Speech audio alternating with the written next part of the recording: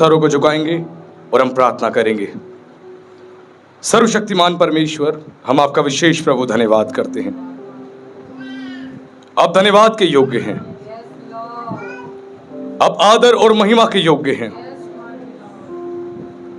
आप ब्रह्मांड के रचयिता हैं। आपने हम मनुष्य को बनाया है राजा, इस पूरी सृष्टि को बनाया है। आपका हम धन्यवाद करते हैं। आज हम सब प्रभु जी आपके भवन में पाए जाते हैं ताकि हम आपको धन्यवाद दें, आपके उपकारों के लिए धन्यवाद दें, आपके आश्चर्य कर्मों के लिए धन्यवाद दें, आपके प्रेम आपकी दया के लिए हम धन्यवाद दें राजा। हम धन्यवाद करते मेरे महान परमेश्वर।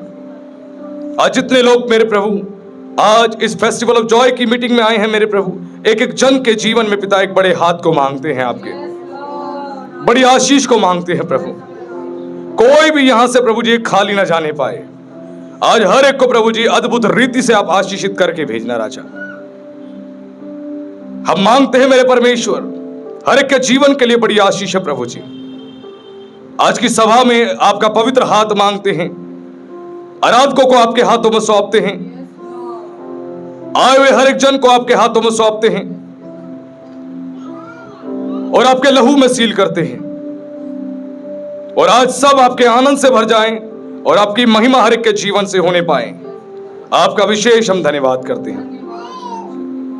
इस प्रार्थना को हम जीवित सामर्थी परमेश्वर के पुत्र मसीह यीशु के नाम से मांगते हैं, आमीन। आप सभी को जय मसीह की। वर्शिपर हमारे बीच में आ जाए ताकि आराधना में हम सब की अगुवाई करे। आप लोग जितने वर्शिपर से प्लीज आगे आ जाएं और आराधना में हमारी अगुवाई करें। हालेलुया। आप सभी को जय मसीह की। मैं प्रभु के नाम में आपका स्वागत करती हूँ कि आप सब लोग अब यहाँ पर इकट्ठे हुए हैं। तो हम सब परमेश्वर की महिमा के लिए इकट्ठे हुए हैं। तो एक बार हम जोरदार तालियां परमेश्वर की महिमा के लिए बजा सकते हैं। जोरदार तालियां। प्रभु का वचन इस प्रकार से कहता है कि परमेश्वर ऐसे आराधकों को ढूंढते हैं जो आत्मा और सच्चाई से उनकी आराधना करें। तो हम सब तैयार हैं आराधना करने के लिए? कितने लोग तैयार हैं? हम सब तैयार हैं। Hallelujah, hallelujah, hallelujah, hallelujah. तो हम सब परमेश्वर को आदर देने के लिए अपने स्थानों पर खड़े होंगे और खड़े होकर कुछ गीतों को हम गाएंगे।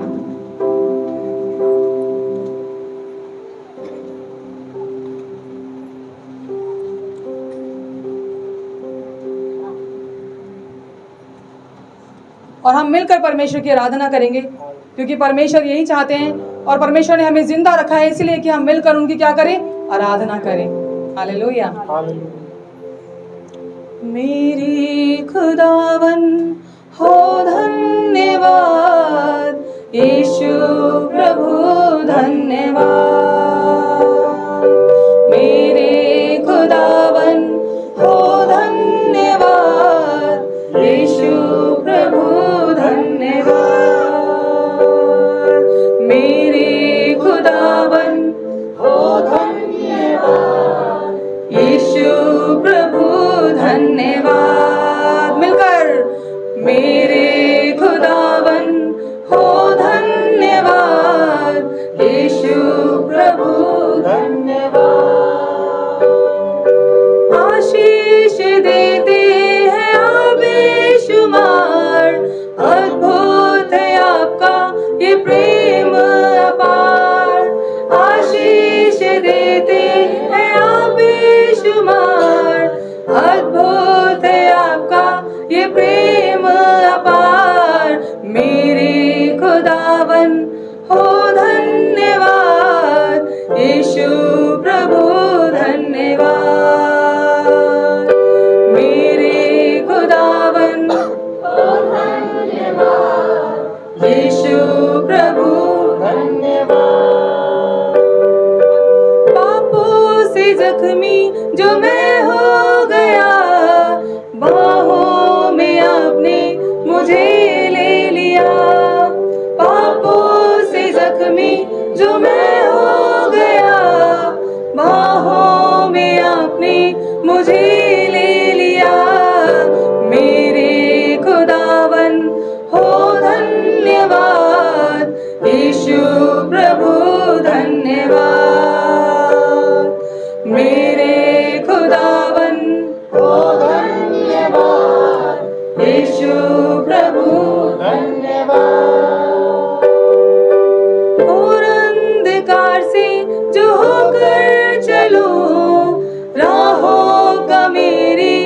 उजाला हो, घोर अंधकार से जो होकर चलो, राहों का मेरी उजाला हो। मेरे खुदावन हो धन्यवाद, यीशु प्रभु धन्यवाद। मेरे खुदावन हो धन्यवाद, यीशु प्रभु धन्यवाद। सुना था जो प्रभु जीवन मेरा, अपने अनुग्रह से आपने भरा। सुना था जो प्रभु जीवन मेरा, अपने अनुग्रह से आपने भरा। मेरे खुदावन हो धन्यवाद, यीशु प्रभु धन्यवाद। मेरे खुदावन हो धन्यवाद, यीशु प्रभु धन्यवाद। मेरे खुदावन हो धन्यवाद, यीशु प्रभु धन्यवाद। एक बार अपने हाथों को उठाकर मेरे खुदावन हो धन्यवाद, यीशु प्रभु धन्यवाद। मेरे खुदावन हो धन्यवाद, यीशु प्रभु धन्यवाद।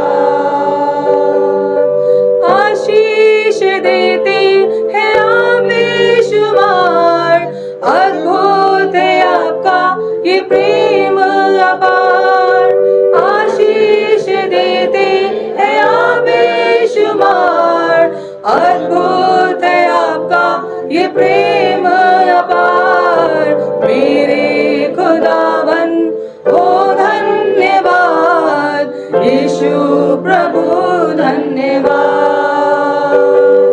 मेरे खुदावन हो धन्यवाद, यीशु प्रभु धन्यवाद। मेरे खुदावन हो धन्यवाद, यीशु प्रभु धन्यवाद। Hallelujah, hallelujah, hallelujah. हमारे परमेश्वर जीवित हैं और उन्होंने हमें जिंदा रखा है। किसके लिए? अपनी महिमा के लिए। आज मनुष्य इधर उधर भटक रहा है, उसे नहीं पता कि सच्चा परमेश्वर कौन है, लेकिन हम जानते हैं। क्यों? क्योंकि परमेश्वर ने हम पर ये प्रकट किया। Hallelujah, hallelujah. इसलिए हम परमेश्वर क्या करते हैं? धन्यवाद करते हैं। और हमारा परमेश्वर एक ही है जो जिंदों की जमीन पर हमें जिंदा रखता है। हालेलुया। हम ताली बजाते हुए अगला गीत गाएंगे। एक परमेश्वर है जिन्हें मैं जानता हूँ, एक परमेश्वर है जिन्हें मैं जानता हूँ, एक परमेश्वर है जिन्हें मैं जानता हूँ, एक परमेश्वर है जिन्हें मैं जानता हूँ। दया दिखाते, रक्षा करते, प्रबंध करते, कृपा दिखाते, दया दिखाते, रक्षा करते, प्रबंध करते, कृपा दिखाते। श्रेष्ठ मुझको बनाने, चिंताओं से मुझे छुड़ाने, श्रेष्ठ मुझको बनाने, चिंताओं से मुझे छुड़ाने, सर्वशक्तिमान प्रभु जी मेरे लिए है खड़े, सर्वशक्तिमान प्रभु जी मेरे लिए है खड़े। एक परमेश्वर है जिन्हें मैं जानता हूँ, एक परमेश्वर है जिन्हें मैं जानता हूँ। निश्चय ही आशीष देने, सीमाएं विशाल करने, निश्चय ही आशीष देने, सीमाएं विशाल करने, अपने हाथों से पकड़कर हर दिन मुझे चलाना, अपने हाथों से पकड़कर हर दिन मुझे चलाना। एक परमेश्वर है जिन्हें मैं जानता हूँ, एक परमेश्वर है जिन्हें मैं जानता हूँ।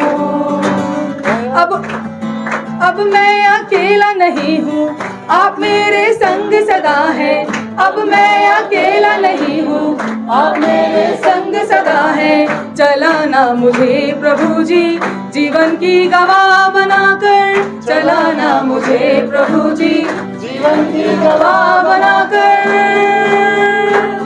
एक परमेश्वर है जिन्हें मैं जानता हूँ, एक परमेश्वर है जिन्हें मैं जानता हूँ।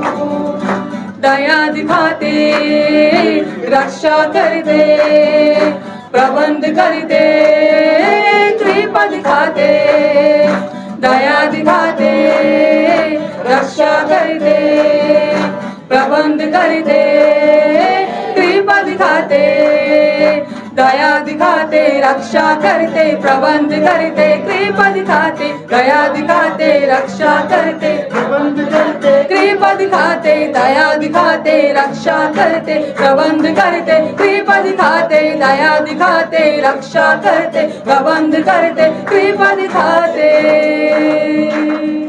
एक परमेश्वर है जिन्हें मैं जानता हूँ, एक परमेश्वर है जिन्हें मैं जानता हूँ। हालेलुया। हालेलुया। हम सब अपने परमेश्वर को जानते हैं, यस, अपने परमेश्वर को हम जानते हैं क्योंकि उन्होंने हमें अपने आप को जानने का अवसर दिया। हालेलुया। हम सब अपने स्थानों पर बैठेंगे और कुछ गीतों को हम बैठकर गाएंगे। थोड़ा गर्मी का माहौल है, कोई बात नहीं, लेकिन हम परमेश्वर के लिए सब कुछ सहन कर सकते हैं। हालेलुया। आप देखते हैं पहले के समय में जब लोग आराधनाएं करते थे, उनके पास तो पंखे भी नहीं होते थे, वो तो खुले मैदान में इतनी तपती धूप में आराधनाएं करते थे। लेकिन हमारे परमेश्वर कितने धन्य हैं और हम लोग कितने धन्य हैं कि परमेश्वर ने हमें अच्छी जगह दी है, थोड़े से पंखे दिए कि हम बैठकर परमेश्वर की आराधना कर सकें। हालेलुया। हालेलुया। और हमारी प्रार्थनाओं से माहौल बदल जाता है। हालेलुया। हालेलुया। हम सब विश्वास के साथ परमेश्वर की आराधना करेंगे क्योंकि आज परमेश्वर आपके जीवन में कुछ ना कुछ अद्भुत करने जा रहे हैं। और हम विश्वास करके परमेश्वर की आराधना करेंगे कि जब हम आराधना करते हैं तो परमेश्वर कुछ ना कुछ हमारे जीवन में बहुत बड़ा काम करते हैं। हालेलुया। हालेलुया। आपकी हुजूरी में हम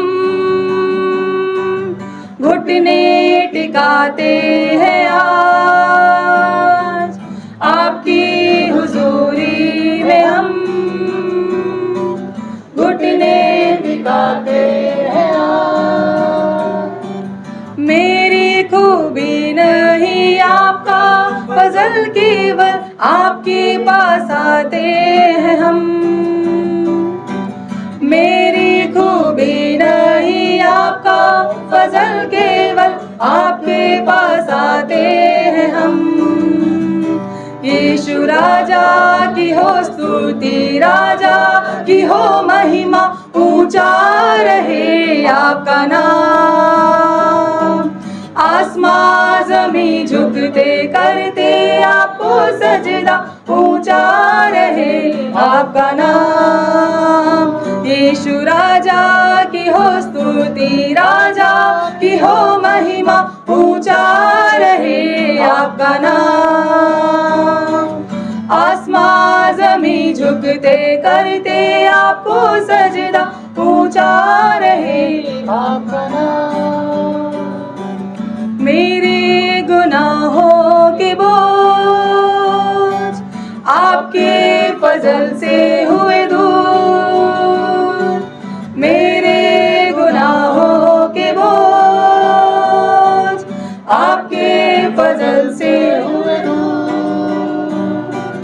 मुझ पापी के सारे पाप क्षमा करके बेटा मुझे बनाया।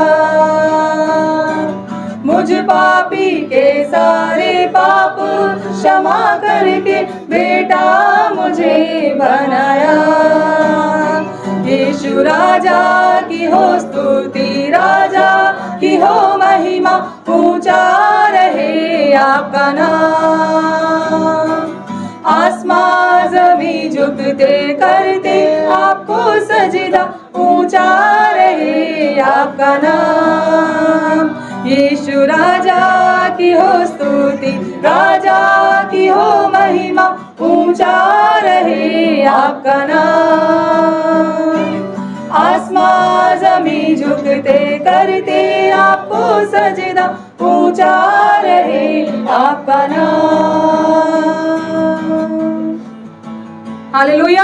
हालेलुया। हमारे प्रभु परमेश्वर प्रभु यीशु मसीह राजाओं की राजा हैं और प्रभुओं के प्रभु हैं, और वो स्वर्ग में ऊंचे पर विराजमान हैं। और वो कहते हैं कि जहाँ 2 या 3 मेरे नाम से इकट्ठे होते हैं, मैं उनके बीच में मौजूद हो जाता हूँ। हालेलुया। हालेलुया। हमारा परमेश्वर कौन है? राजा है, और वो राजाओं का भी राजा है। हालेलुया। हालेलुया। इसलिए एक बार फिर से हम परमेश्वर के नाम को ऊंचा करेंगे। यीशु राजा की हो स्तुति, राजा की हो महिमा, ऊंचा रहे आपका नाम। आसमां जमीन झुकते करते आपको सजदा, ऊंचा रहे आपका नाम। यीशु राजा की हो स्तुति, राजा की हो महिमा, ऊंचा रहे आपका नाम। आसमां जमीन झुकते करते आपको सजदा, ऊंचा रहे आपका नाम। यीशु राजा की हो स्तुति, राजा की हो महिमा, ऊंचा रहे आपका नाम।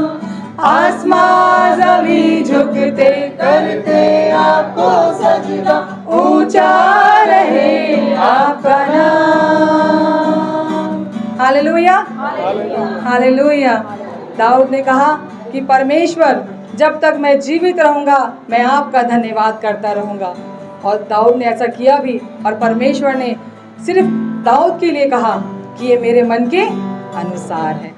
आज हमें भी परमेश्वर की नज़र में ऐसा बनना है कि परमेश्वर हमारे विषय में कहे ये मेरे मन के अनुसार है। हालेलुया। आज परमेश्वर हमारे विषय में ऐसा कहने पाए, इसलिए हमें अपने परमेश्वर को आदर देनी है।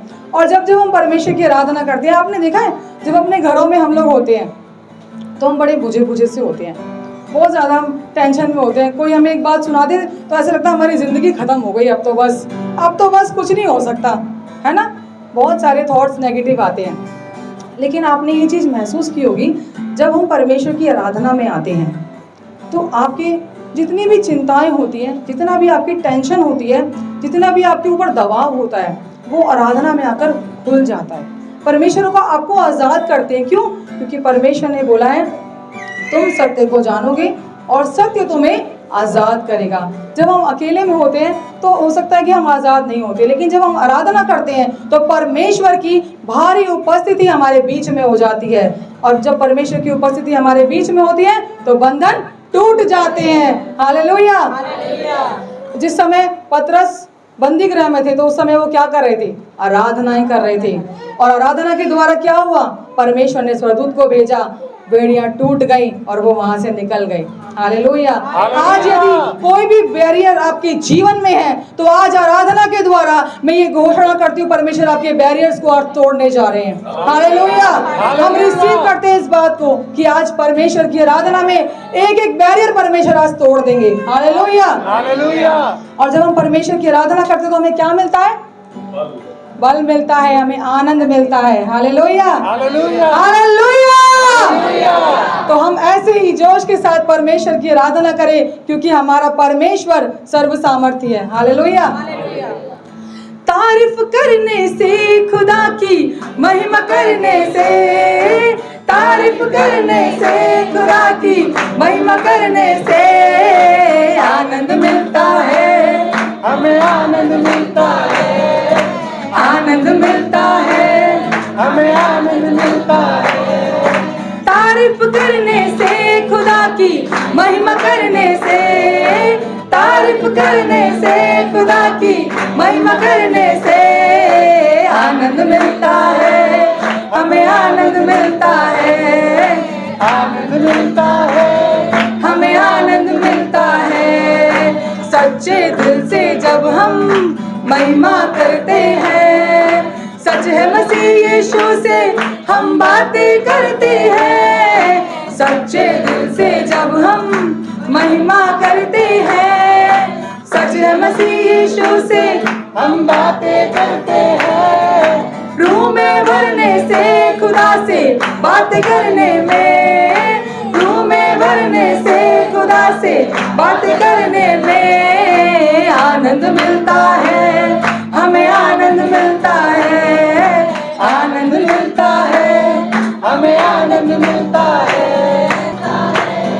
हमें आनंद मिलता है, आनंद मिलता है, हमें आनंद मिलता है।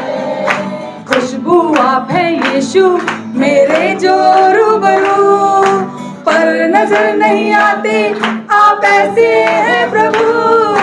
खुशबू आप है यीशु मेरे जो रूबरू, पर नजर नहीं आते आप ऐसे हैं प्रभु।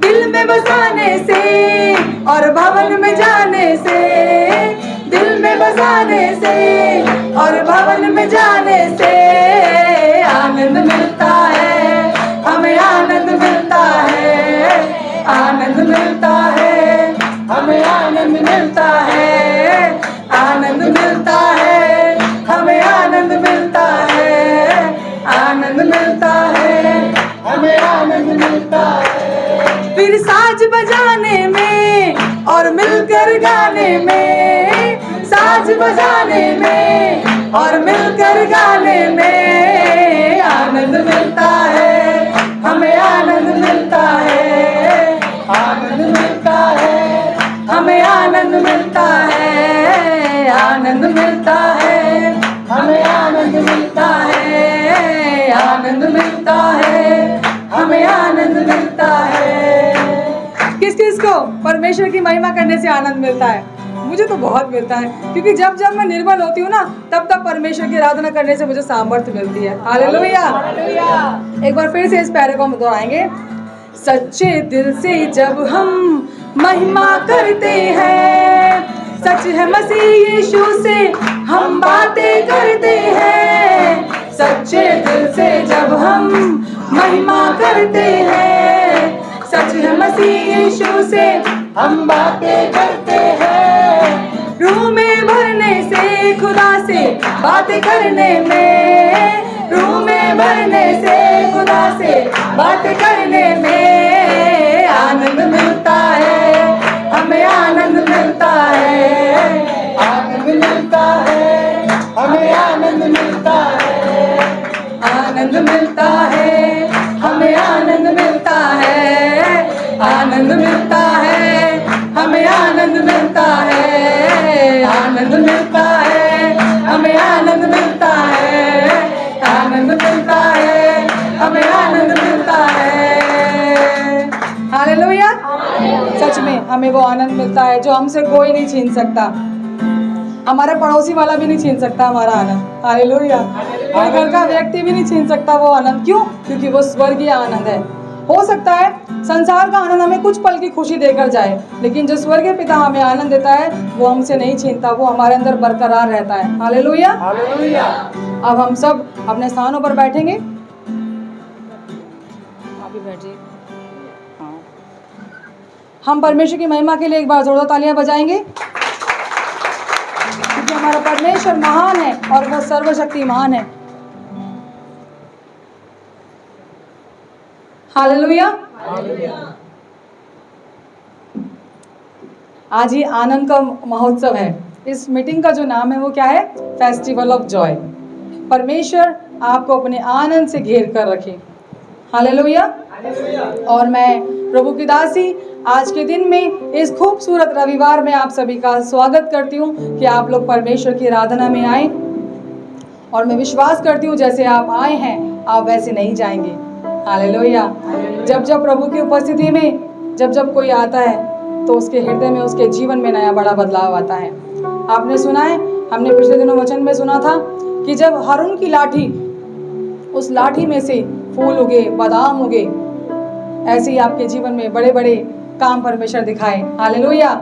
आपकी आत्मिक जीवन में, आपके भौतिक जीवन में, आपके फाइनेंस में, मानसिक रूप से परमेश्वर आप सबको बहुत ब्लेस करे।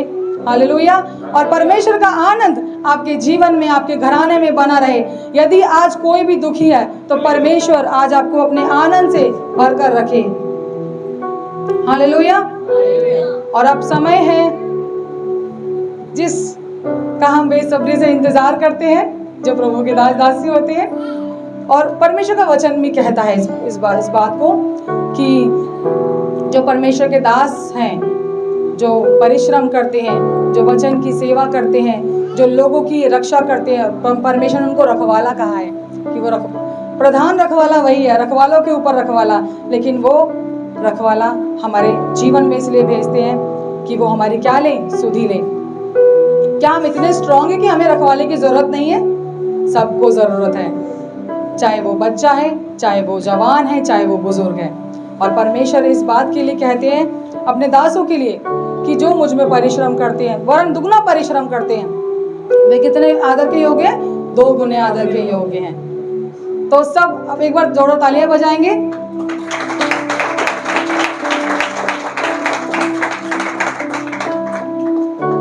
अब मैं बुलाना चाहूंगी हमारे बीच में,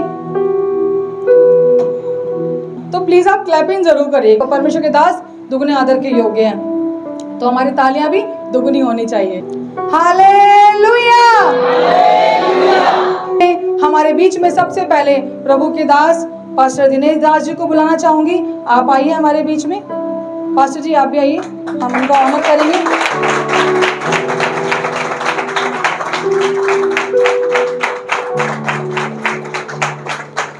जोरदार।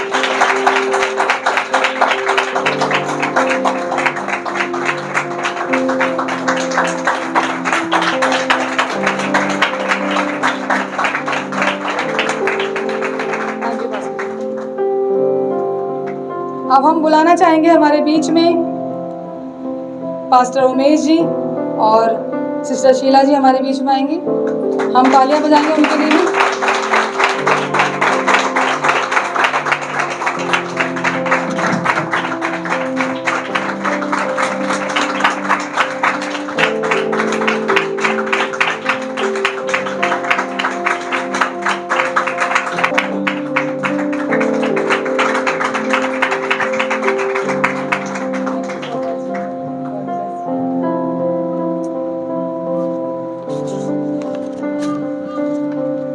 अब मैं हमारे बीच में बुलाना चाहूंगी प्रभु के दास पास्टर हरिंदर जी को, वो हमारे बीच में आए अपनी वाइफ के साथ। सिस्टर प्लीज आप भी आइए।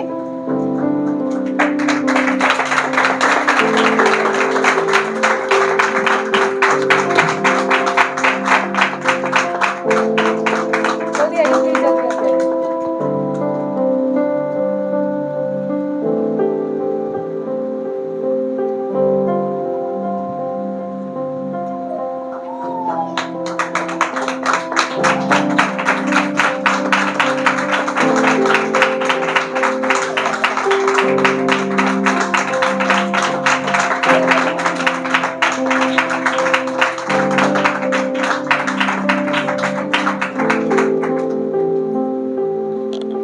अब मैं हमारे बीच में बुलाना चाहूंगी, हमारे बीच में है पास्टर संदीप जी, वो आएंगे।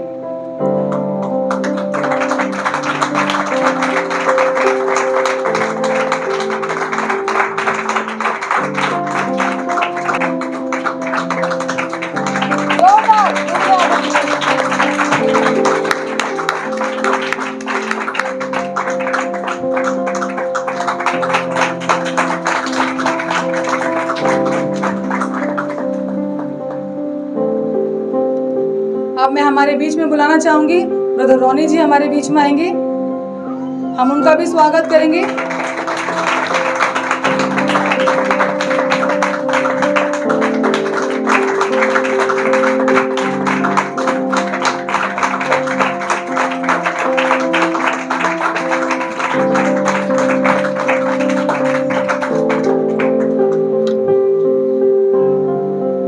हम सब अपने लिए भी जोरों तालियां बजाएंगे। जोरदार।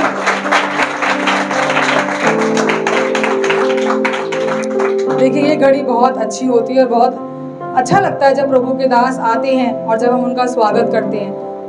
परमेश्वर ने अपने वचन में कहा है, जो कोई मेरे भेजे हुए को एक गिलास पानी भी पिलाएगा वो किसी भी रीति से अपना प्रतिफल ना खोएगा। तो हमें भी आगे भी ऐसा करना है कि हम दूसरों की सेवा करें। छोटे से छोटे को भी परमेश्वर ने कहा है, ये तो प्रभु के दास हैं। सब तो एक बार तालियां बजाएंगे परमेश्वर की महिमा के लिए। हमारा परमेश्वर बहुत महान है।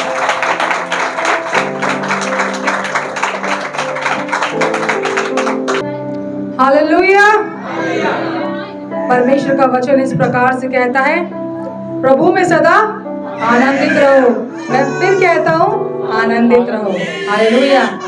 और मैं और हम आशा करते हैं कि आज की आराधना में परमेश्वर आपको अपने दुगने आनंद से भरने जा रहे हैं। हालेलुया।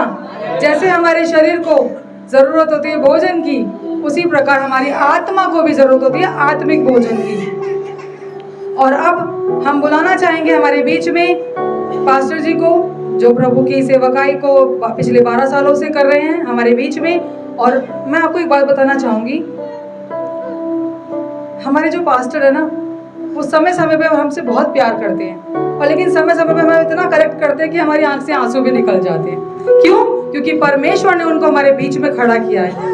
वचन में लिखा है, परमेश्वर कहते हैं, जिसको परमेश्वर पुत्र बनाते हैं उसे कोड़े भी लगाते हैं। तो वो हमें अपनी बातों के द्वारा, वचन के द्वारा हमें करेक्ट करते हैं। तो आज हम प्रभु के दास का स्वागत करेंगे कि वो हमारे बीच में आए और परमेश्वर के जीवित और पवित्र वचन को हमारे बीच में प्रचार करें। तो हम सब जोरों तालियां बजाएंगे और प्रभु के दास का हम स्वागत करेंगे। आप सभी को जय मसीह की। आज एक पर्व को हम मनाने के लिए आए हैं। वो पर्व कौन सा है? सच सच बताइएगा, कितनों के पास आज आनंद है? झूठ मूठ में नहीं, सच्चे वाला आनंद। एक दूसरे को देख के हाथ मत उठाइए।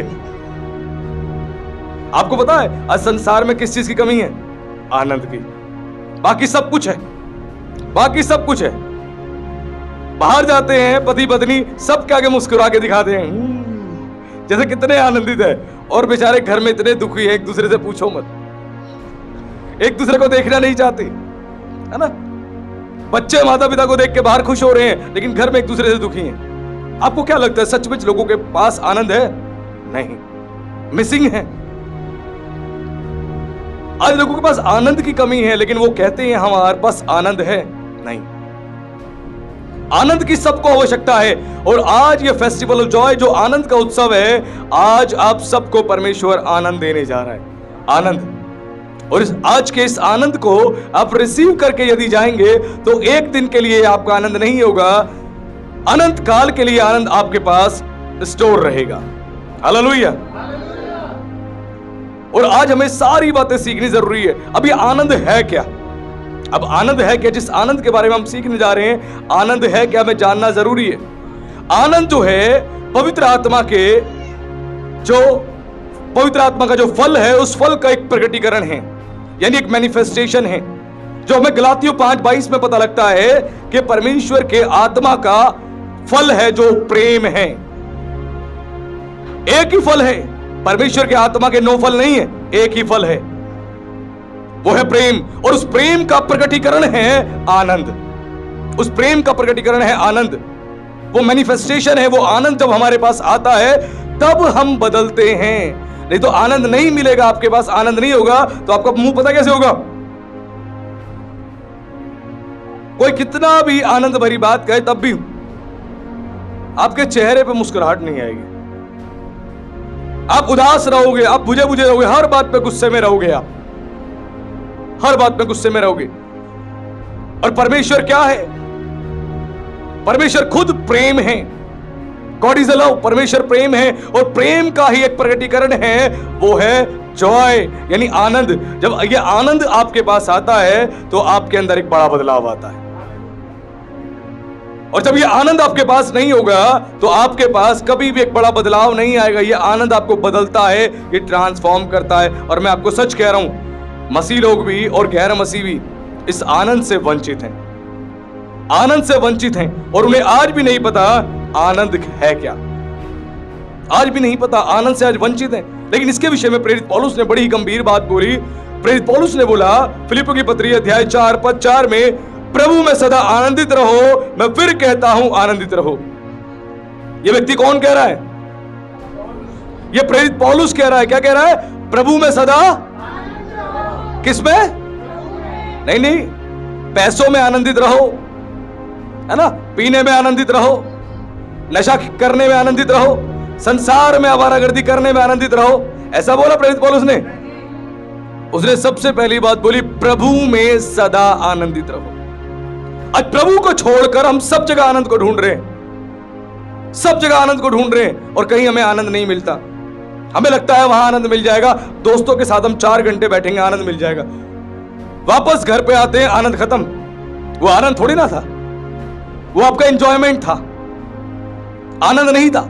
लेकिन प्रेरित पौलुस जो परमेश्वर का एक पवित्र दास है, वो कहता है कि प्रभु में सदा आनंदित रहो, और इस बात को फिर रिपीट करता है, कहता है मैं फिर कहता हूं आनंदित रहो। वो इस बात पे जोर दे रहा है, इस बात पे प्रेशर दे रहा है। हमें पता ही नहीं वो ऐसा क्यों कह रहा है। हम सालों साल चर्च में आ रहे हैं, वचन को पढ़ रहे हैं, तब भी हमें नहीं पता वो इस बात को क्यों कह रहा है। वो जानता है ये आनंद क्या चीज है। आनंद नहीं है आपके पास, आप चुसे हुए आम के समान हैं। दशहरी आम देखा ना? दशहरी आम कैसे खाया जाता है? काट के, चूस के खाया जाता है दशहरी आम। और जब दशहरी आम को खा लेते हैं, उसमें हड्डी हड्डी रह जाती है और ऊपर इसका खोल रह जाता है, और दबाओ तो पिचका वो होता है, फेंक देते हैं। वैसे ही बिना आनंद के आप ऐसे ही हो, बिना आनंद के हर मनुष्य ऐसे ही है, दशहरी आम की तरह। उसको लगता है आनंद मेरे पास नहीं है। लेकिन यहां प्रेरित पौलुस कह रहा है, मैं फिर कह रहा हूं, रिपीट कर रहा हूं, प्रभु में सदा आनंदित रहो। प्रभु में। आज हमारे आनंद का विषय बदल चुका है, आज हमारे आनंद का नजरिया बदल चुका है।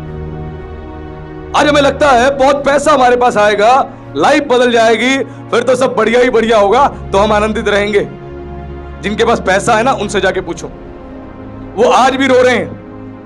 मैं कितने ऐसे पैसे वाले लोगों को जानता हूं, करोड़ों की संपत्ति है, अरबों खरबों की संपत्ति है, उनके घर में बेटा उन्हें पूछता तक नहीं है, बेटी पूछती तक नहीं है, बहू पूछते तक नहीं है। पता है अपने दिल की बात किससे कहते हैं? वो मेड से, जो वहां काम करने आती है। उस मेड के पास बैठते हैं, अपने दिल का हाल बयान करते हैं उस मेड से, और बताते हैं, देख मेरे पास कुछ भी कमी नहीं है, लेकिन ना बेटा मेरे पास, ना बेटी मेरे पास, ना पति मेरे पास, ना बहू मेरे पास, कोई मेरे पास। दुखी है बेचारी, परेशान है। क्यों? क्योंकि आनंद का विषय कुछ और है उसका, आनंद का विषय कुछ और है। आनंद के विषय को आपको समझना पड़ेगा। जब आनंद के विषय को आप समझते हैं तो आपके अंदर एक बड़ा बदलाव आता है, आपके अंदर बहुत बड़ा परिवर्तन आता है, जिसे हमें समझना बहुत जरूरी है। और मैंने आपको बताया, पवित्र आत्मा का जो आनंद है, पवित्र आत्मा का आनंद जो हमारे भीतर आता है, वो हमें एक नया बल देता है। जिसके पास आनंद नहीं, उससे किसी काम के लिए बोलो, नहीं कर पाएगा। लेकिन जो खुश है, जो आनंदित है ना, उस व्यक्ति से किसी काम के लिए बोलो, नेक्स्ट लेवल की इसकी खुशी होती है। जब बेटे की शादी होती है, तो बेटे की शादी में सबसे ज्यादा कौन नाचता है? बाप। बाप नाचता है, मां नाचती है। क्यों? आनंदित है दिल। क्यों? मेरे बेटे की शादी हो रही है, मेरी बेटी की शादी हो रही है, आनंद से नाचते हैं। नाचना भले ही ना है, फिर भी नाचते हैं आनंद से। बाकी रिश्तेदारों को बोलो आओ आओ, कोई आता ही नहीं, हाथ पकड़ के खींचना पड़ता है, अरे आ जाओ ना, आ जाओ ना, अरे थोड़ा आ जाओ ना, नाच लो ना। बड़ी मुश्किल से वो आते हैं नाचने के लिए, वो भी 2 ठुमके लगाएंगे फिर चले जाएंगे। लेकिन जो माँ है, जो बाप है, जो भाई बहन है, वो नाचते ही रहेंगे, जहां तक बारात जा रही है, नाचते ही रहेंगे, नाचते ही रहेंगे, नाचते ही रहेंगे। क्यों? आज एक आनंद का विषय है। मेरे बेटे की शादी हो रही है, मेरी बेटी की शादी हो रही है, वो एक आनंद का विषय है। उस आनंद में वो खूब लीन हो जाते हैं। और जब ये आनंद आपके पास नहीं ना, आपको चर्च में आना भी बड़ा भारी लगेगा। पता है, आना बड़ा भारी लगेगा, वचन सुनना बड़ा भारी लगेगा, प्रार्थना करना भारी लगेगा, आराधना करनी भारी लगेगी, सेवा करनी भारी लगेगी, सब कुछ भारी लगेगा आपको, अगर आपके पास आनंद नहीं है तो। आनंद आपकी आत्मा का एक प्रोटेक्शन शील्ड है, आपकी आत्मा का एक प्रोटेक्शन शील्ड है, जो पूरी तरह से आपकी आत्मा को कवर करता है। आपकी आत्मा को कवर करता है किससे? शत्रु से, शैतान से। क्योंकि बाइबल बताती है, एक व्यक्ति है जिसकी नजर रहती है हमारे ऊपर, वो शैतान है, और वो एक चीज हमसे चुराना चाहता है हमारी। क्या है वो? हमारा आनंद। इस आनंद को चुराना चाहता है। बाइबल बताती है यूहन्ना 10:10 में, शैतान किसी और काम के लिए नहीं आता, वो केवल चोरी करने आता है, केवल चोरी करने। वो चोर है, चोर। उसका काम है आपके आनंद को चोरी करना। अब वो आनंद को कैसे चोरी करता है? आपको टेंशन में डाल देगा। तेरी सैलरी इतनी सी है, कैसे गुजारा होगा तेरा, कैसे तेरा घर चलेगा, कैसे तेरी किस्तें जाएंगी, कब तक ऐसे ही चलेगा। अचानक से टेंशन डाल देगा। अब अच्छे खासे मूड में हो लेकिन टेंशन डाल देगा। व्यापार में नुकसान चल रहा है, हर महीने ऑफिस का किराया भरना है, स्टाफ को सैलरी देनी है, कैसे काम चल रहा है, कब तक ऐसे चलेगा, वो टेंशन डाल देगा। वो चिंताओं में आप ऐसे आ जाओगे, तनाव में ऐसे आ जाओगे कि आपका आनंद धीरे धीरे धीरे खत्म। आपको समझ ही नहीं आएगा, बीमारी ठीक नहीं हो रही, आनंद खत्म। इतना बच्चे का इलाज करवा लिया, इतना चर्च में चले गए, सेवा के लिए इतना कुछ किया, आज भी मेरा बेटा बीमार है, मेरी बेटी बीमार है। वो टेंशन डालेगा। क्या फायदा तेरा इतना कुछ करने का, क्या फायदा तेरे चर्च जाने का, क्या फायदा बाइबल पढ़ने का, क्या फायदा?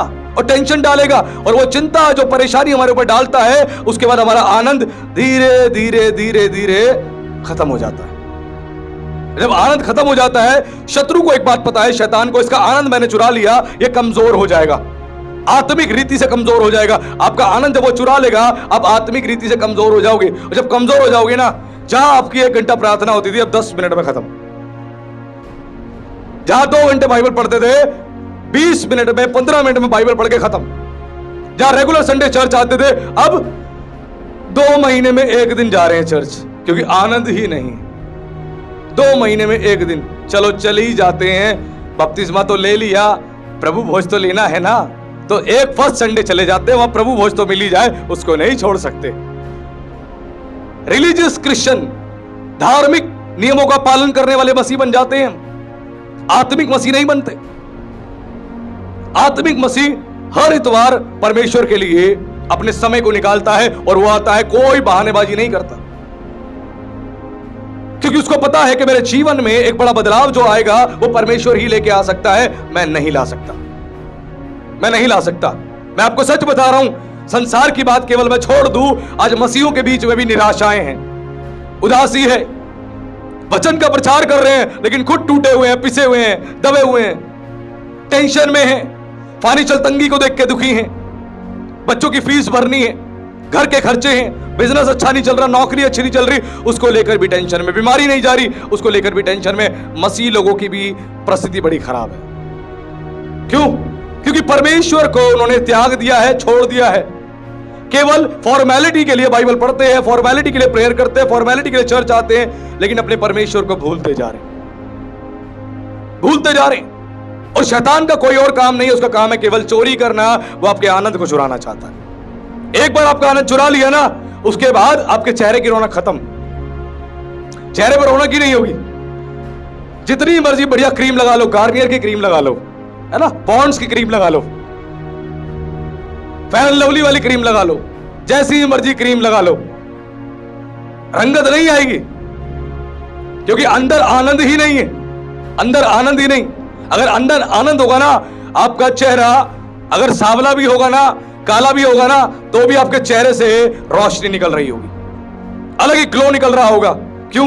आपके अंदर आनंद है।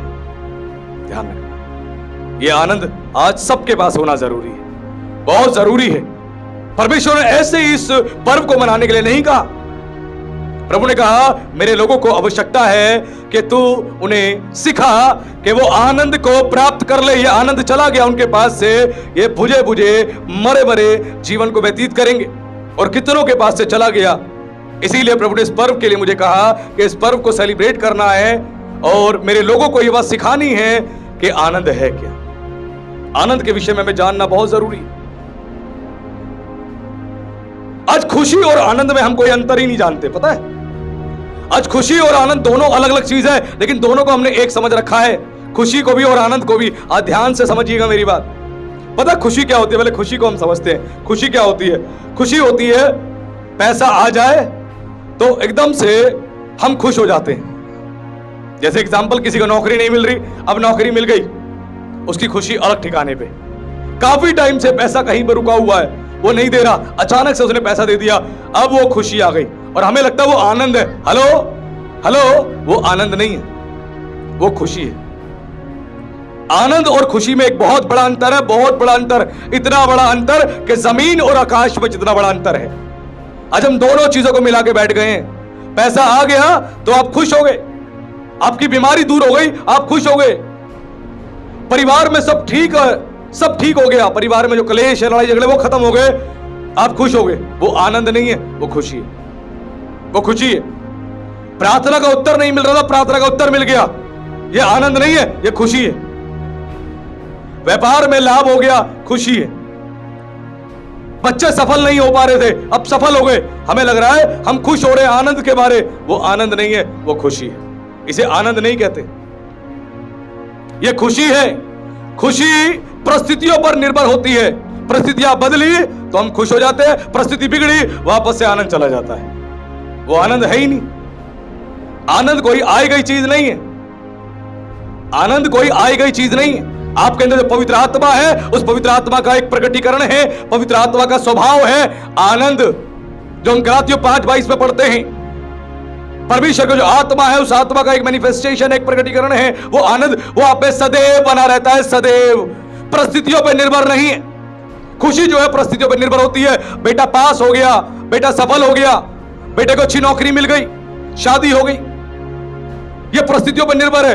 कई माँ बाप खुशी से बेटे की शादी करते हैं, शादी हो गई, अब बहू आई, अब बहू से खुशी नहीं है। शादी में तो खूब ठुमके लगा रहे थे, खूब नाच रहे थे, इधर भी ठुमका, इधर भी ठुमका।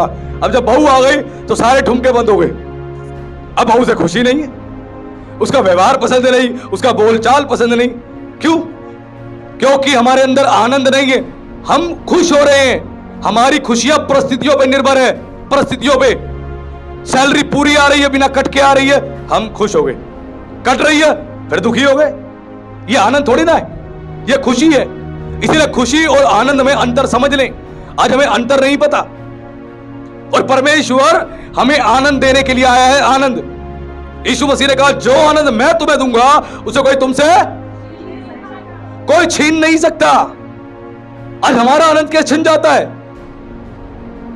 इसीलिए छिन जाता है क्योंकि हमें परमेश्वर के वचन के बारे में आज नहीं पता, हमें परमेश्वर के बारे में नहीं पता। हमने परिस्थितियों पर जीना सीख लिया है। परिस्थिति सुधर गई, खुश हो गए, बिगड़ गई, दुखी हो गए, नौकरी मिल गई, खुश हो गए, नौकरी चली गई, दुखी हो गए, फिर हम दुख में जीवन व्यतीत कर रहे हैं। कह रहे प्रभु हमारे जीवन में कब तू सब कुछ बदलेगा, कब? आपकी तरह मेरी तरह भी एक प्रभु का दास था बाइबल में, हबाकुक। उसने भी बड़ी गहरी, बड़ी अद्भुत बात बोली। एक बार हम पढ़ लेते हैं, उसके बाद आगे बढ़ेंगे हम प्रचार में।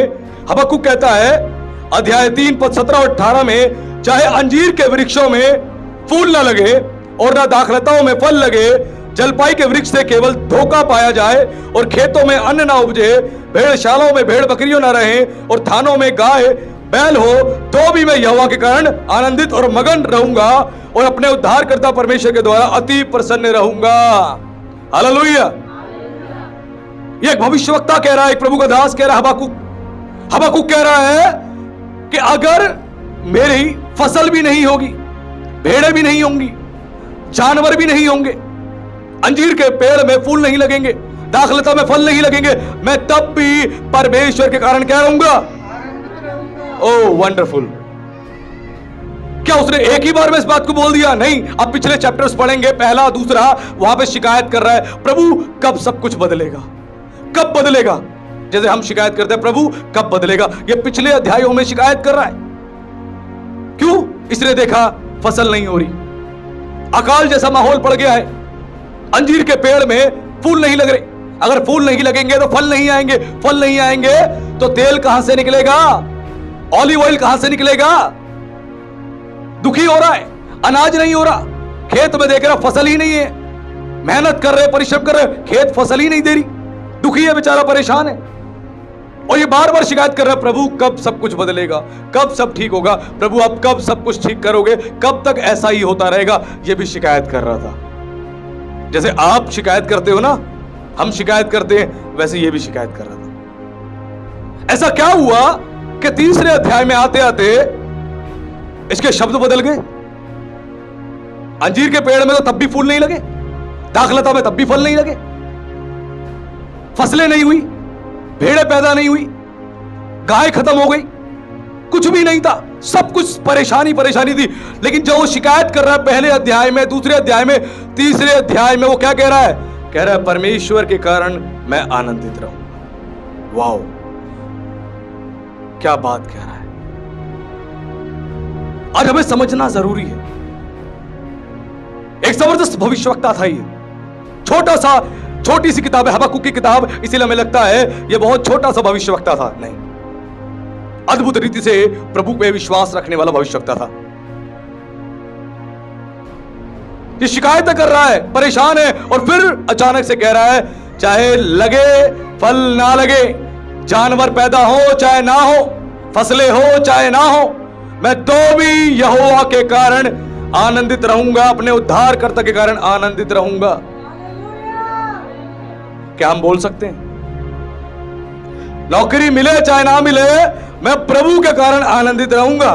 बीमारी ठीक हो चाहे ना हो, मैं प्रभु के कारण आनंदित रहूंगा। कलीसिया बढ़े चाहे ना बढ़े, मैं प्रभु के कारण आनंदित रहूंगा। मुझे सक्सेस मिले चाहे ना मिले, तो भी मैं यहोवा के कारण आनंदित रहूंगा। क्या हम बोल सकते हैं? बड़ा मुश्किल है, बड़ा मुश्किल है, इतना आसान नहीं है।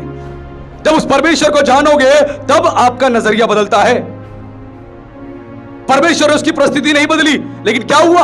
हबक्कुक की दृष्टि बदल गई, उसकी दृष्टि बदल गई, परमेश्वर को देखने का नजरिया बदल गया, उसके विचार बदल गए, उसकी सोच बदल गई। क्यों?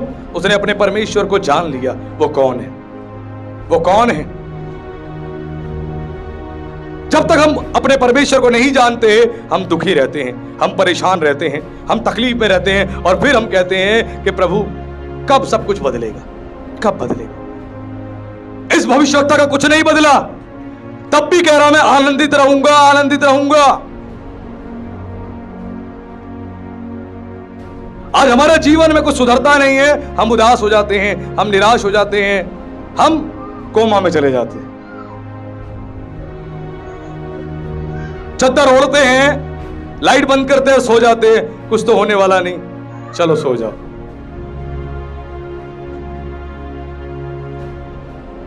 ये आनंद है? ये आनंद नहीं है। परिस्थितियों पे हम टिके हुए, परिस्थितियां चेंज होंगी तो हम भी चेंज होंगे, हमारा बिहेवियर भी चेंज होगा। परिस्थितियां नहीं बदलेंगी तो हमारा बिहेवियर भी नहीं बदलेगा। आज भी हम रोते रहेंगे, प्रभु इतने साल से चर्च में हाल है, ये क्यों नहीं किया, वो क्यों नहीं किया, ऐसा क्यों नहीं किया, वैसा क्यों नहीं किया। लेकिन जिस दिन आपका नजरिया बदल गया, अब अकाल के समय भी अपने परमेश्वर की महिमा करो। बीमारी ठीक हो चाहे ना हो, तब भी परमेश्वर की महिमा करोगे। समस्याएं ठीक हो चाहे ना हो, तब भी परमेश्वर की महिमा करोगे। हमारा परमेश्वर सामर्थी है। वो क्या कहता है? कहता मेरे कान इतने ऊंचे नहीं हो गए कि तुम्हारी प्रार्थनाओं को ना सुन सके। वो कहता है मेरे हाथ इतने छोटे नहीं कि स्वर्ग से हाथ बढ़ा के मैं तुम्हारा उद्धार ना कर सकूं। मैं सक्षम हूं, मैं कर सकता हूं, लेकिन कई बार मैं परिस्थितियों में छोड़ देता हूं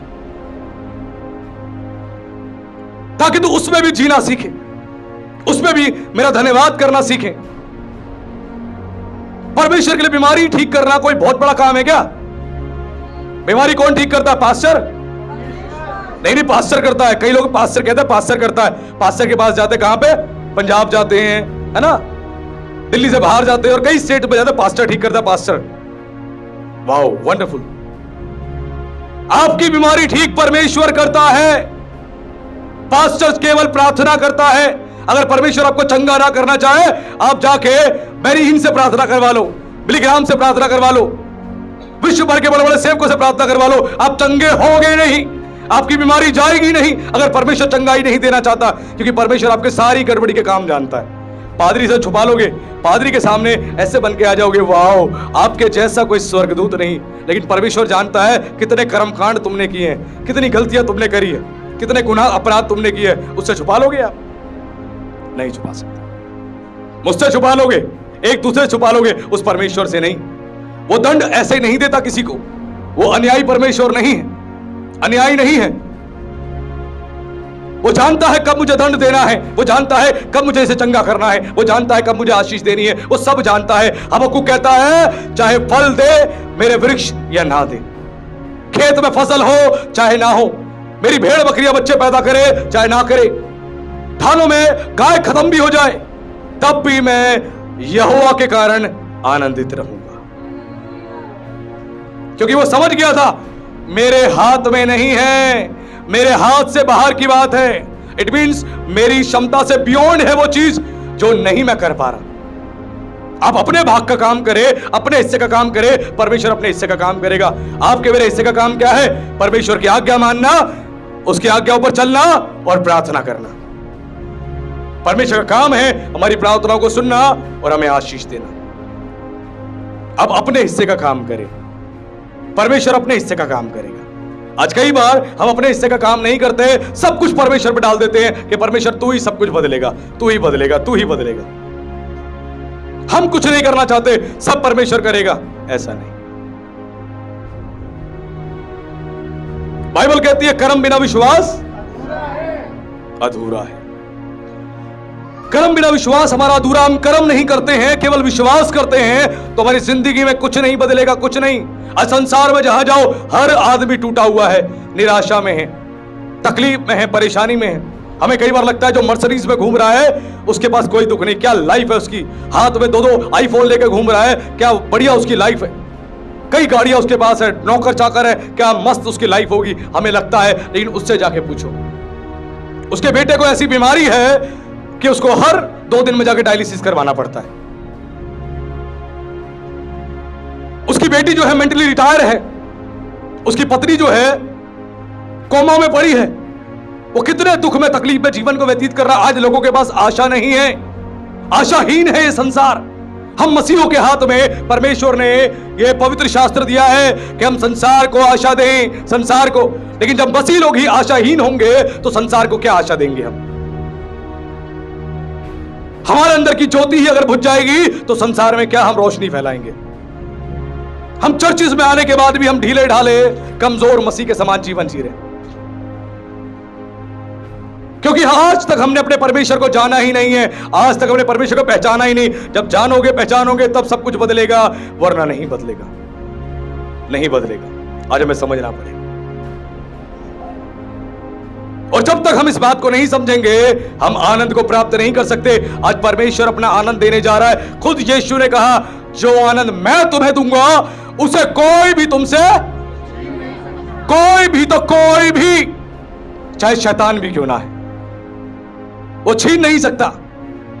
क्यों? क्योंकि आज भी हम आनंद के विषय में नहीं जानते। आज हम खुशी पे टिके हुए हैं। सैलरी बढ़ गई तो खुश हो गए, लोन माफ हो गया तो खुश हो गए, किस्तें खत्म हो गई तो खुश हो गए, बेटे की नौकरी मिल गई तो खुश हो गए, हम इस पे खुश हो रहे हैं। अचानक से कोई समस्या आई, पूरे घर में मातम का माहौल अचानक से। क्योंकि हमारी खुशी जो है, हमारा आनंद जो है परिस्थितियों पे डिपेंड था। परिस्थितियों पे आपका आनंद डिपेंड नहीं होना चाहिए। आपका आनंद कभी हमेशा परमेश्वर पे डिपेंड होना चाहिए, परमेश्वर पे। और जब तक आपका आनंद परमेश्वर पे डिपेंड नहीं होगा आपके घर में कुछ नहीं बदलेगा। एक बड़े ही प्रभु के महान सेवक ने एक बात बोली, जिस घर में पति पत्नी अपने घर में शांति कायम करने का प्रयास करते हैं उस घर में परमेश्वर वास करता है। जिस घर में पति पत्नी लड़ाई झगड़े करते हैं, हमेशा लड़ाई झगड़े करते रहते हैं, उस घर में कभी परमेश्वर वास नहीं करता। हमने खुद अपने घर से परमेश्वर को दूर कर दिया है और बाद में हम कहते हैं हमारे घर में प्रभु आशीष दो, हम तो आपकी सेवा करते हैं। आज हमें समझना बहुत जरूरी है, एक एक बात को सीखना जरूरी है। आज ये आनंद का उत्सव आप सबके लिए है और आज ये आपने ले लिया ना, इस संदेश को आपने प्राप्त कर लिया, मैं गारंटी से कह रहा हूं आपका आनंद कोई छीन नहीं सकता। क्योंकि ये स्टेटमेंट किसी और ने नहीं दी, ये प्रभु यीशु मसीह ने स्वयं दी। ध्यान रखना। और उसने जो बोल दिया वो बोल दिया, उसकी बात को कोई भी नहीं काट सकता, कोई भी नहीं टाल सकता। आज ये समझना पड़ेगा। और हम इस बात को नहीं समझेंगे तो हमेशा परेशान रहेंगे, हमेशा। बाइबल में हम कई ऐसे लोग देखते हैं जिनके जीवन में परमेश्वर ने बहुत सारे काम किए, बहुत सारे काम किए, दाऊद की जिंदगी को हम देखते हैं, हम कहते हैं दाऊद की जिंदगी बहुत आशीषित जिंदगी थी। वो राजा बना, कई राज्यों पे उसने राज्य किया और परमेश्वर के मन के अनुसार था। क्यों था परमेश्वर के मन के अनुसार?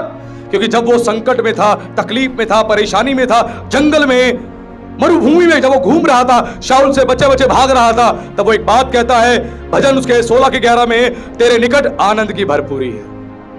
वाह! किसके निकट आनंद की भरपूरी है? परमेश्वर के निकट। और परमेश्वर से दूर क्या है? दुख की भरपूरी। परमेश्वर से दूर है दुख की भरपूरी। परमेश्वर से दूर हो जाओगे तो दुख ही दुख जीवन में आएगा। आज तुम जिन चीजों में खुश हो रहे हो वो क्षण भर की चीजें हैं, आपके पास से चली जाएंगी, बाद में दुखी हो जाओगे। केवल परमेश्वर के निकट ही आनंद की भरपूरी है। आप परमेश्वर के निकट रहोगे तो ही आनंद से भरे रहोगे, ना केवल भरे रहोगे वरन पूरे भी रहोगे। भरपूरी है, उससे दूर होके केवल दुख की भरपूरी है। दुखी दुख, दुखी दुख और दुखी दुख। आज अपने आप को हम जांचे, क्या हम परमेश्वर के निकट हैं या उससे दूर हैं? अगर आज आप दुखी हो तो उससे निकट नहीं हो, उसके निकट नहीं हो। हेलो, अगर आज आप दुखी हो तो उससे उसके निकट नहीं हो, और अगर आज खुश हो, आप आनंदित हो, तो परमेश्वर के निकट हो। क्योंकि आपका आनंद का विषय वो परिस्थिति नहीं, परिवार का व्यक्ति नहीं, धन संपत्ति नहीं, वो आनंद का विषय केवल एक मात्र परमेश्वर है, प्रभु यीशु मसीह। ध्यान रखें, दाऊद जीवन भर संघर्षों में लगा रहा, तकलीफों में लगा रहा। राजा होने के लिए अभिषेक कब हुआ था उसका? जब वो बहुत छोटी उम्र का था, 13-14 साल का बच्चा था, तब उसका अभिषेक हुआ राजा होने के लिए। क्या अभिषेक होते ही राजा बन गया वो? नहीं बना। लगभग 16-17 सालों तक संघर्ष में, तकलीफ में, मुसीबत में जीवन व्यतीत किया उसने। 16-17 साल। जिस शाऊल में से दुष्ट आत्मा निकाली, वही शाऊल उसके खिलाफ था, उसे मारना चाहता था। जिस शाऊल की बेटी से विवाह किया, वही शाऊल उसे मारना चाहता था। वो जंगलों में भाग रहा है, तकलीफों में है, मुसीबतों में है। वो फिर भी ये नहीं कह रहा कि परमेश्वर तेरे निकट आनंद की भरपूरी नहीं है, दुख की भरपूरी है, वरन वो कहता है तेरे निकट ही आनंद की भरपूरी है। अब परमेश्वर से दूर हो जाओ, दुख की भरपूरी आपके जीवन में आ जाएगी। उसके निकट आओ, देखो कैसे वो आपके अंदर आनंद को भरता है।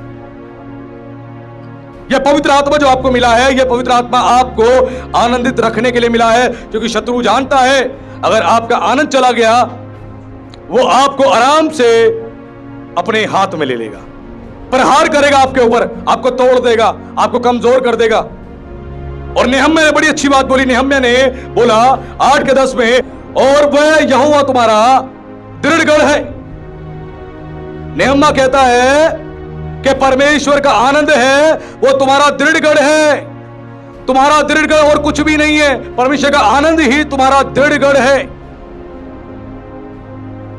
अगर तुम्हारे जीवन में परमेश्वर का आनंद नहीं है तो तुम शत्रु से बच नहीं सकते। परमेश्वर ने कहा भजन 46 में कि परमेश्वर हमारा शरण स्थान है, जहां हम शरण लेते हैं। वैसे ही हमारा दृढ़ गढ़ क्या है? जहां पे हम सुरक्षा में पाते हैं, हम सुरक्षित रहते हैं, हम आशीषित रहते हैं, हम परमेश्वर में बढ़ पाते हैं, वो है परमेश्वर का आनंद। हेलो, वो क्या है? परमेश्वर का आनंद। ये परमेश्वर का आनंद आपके भीतर होना जरूरी है। ये महान महान लोग कह रहे हैं कि परमेश्वर का आनंद तुम्हारा दृढ़ गढ़ है, दृढ़ गढ़। आज हम सोचे हम आनंद कहां ढूंढते हैं? आज हमारे आनंद का विषय क्या है? कोई हमारी तारीफ कर दे, हम खुश हो जाते हैं, हम आनंदित हो जाते हैं। कोई हमें गिफ्ट दे दे, हम खुश हो जाते हैं। हमारे पास पैसा आ जाए, हम खुश हो जाते हैं। हमें लगता है यही आनंद है। किसी ने डांट दिया, आनंद ही खत्म हो गया। आनंद ऐसे भाग गया जैसे बिल्ली दूध पी के भाग जाती है, ऐसे आनंद भाग जाता है हमारा। किसी ने डांट दिया तो फिर तुम्हारे अंदर आनंद ही नहीं है। वो डांट तुम्हारी भलाई के लिए, तुम्हारी करेक्शन के लिए। आज यहां जितने लोग बैठे हैं, सबको प्रभु अपने आनंद को देना चाहता है, और वो आनंद का आत्मा आपके भीतर है, पवित्र आत्मा। और उसी आत्मा का एक प्रकटीकरण है, एक मैनिफेस्टेशन है, वो है आनंद। बेटे की शादी नहीं हुई हम दुखी, बेटे की शादी नहीं हुई दुखी।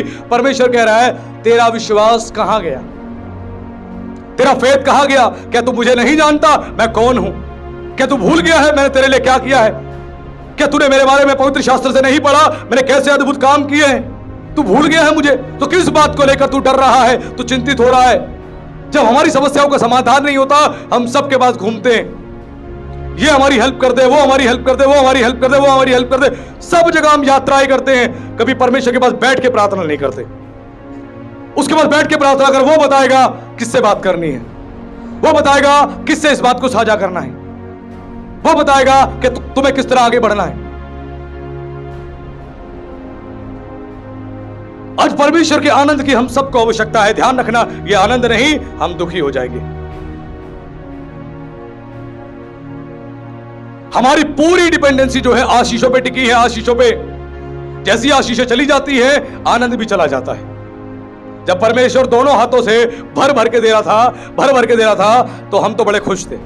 वाह परमेश्वर, आपका धन्यवाद, आपने हमें माला माल कर दिया, आपने हमें बहुत कुछ दे दिया। और जहां परमेश्वर ने अपने हाथ को रोक लिया, मुट्ठी कर ली, और मुट्ठी में से थोड़ा थोड़ा परमेश्वर दे रहा है, तो हम कहते हैं प्रभु कैसे कैसे दिन देखने पड़ रहे हैं, कैसे कैसे दिन, ऐसे दिन तो हमने कभी देखे नहीं थे। क्यों भाई, कैसे दिन देखने पड़ रहे हैं?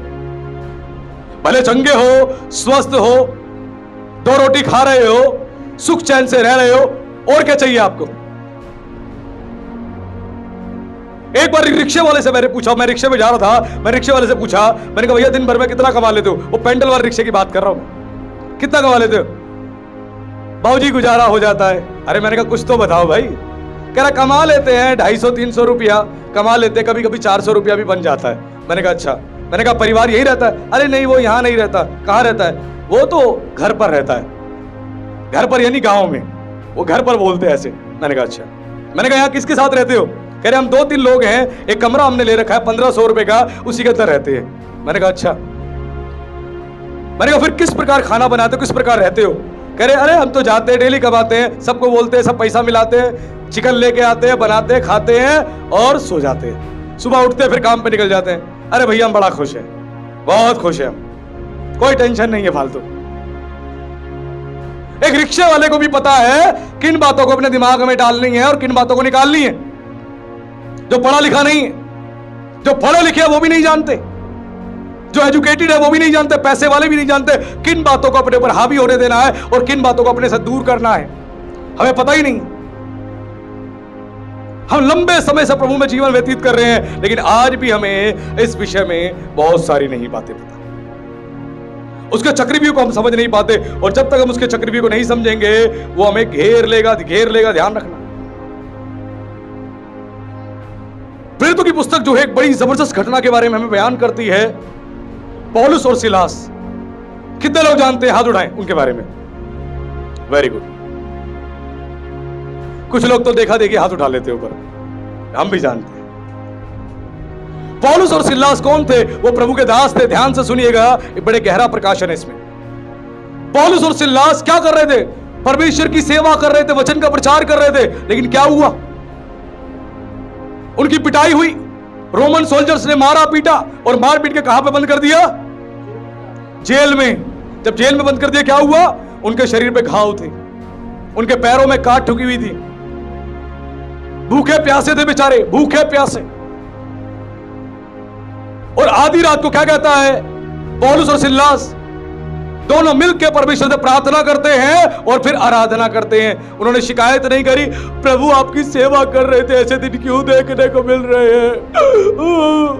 नहीं करी, शिकायत नहीं करी।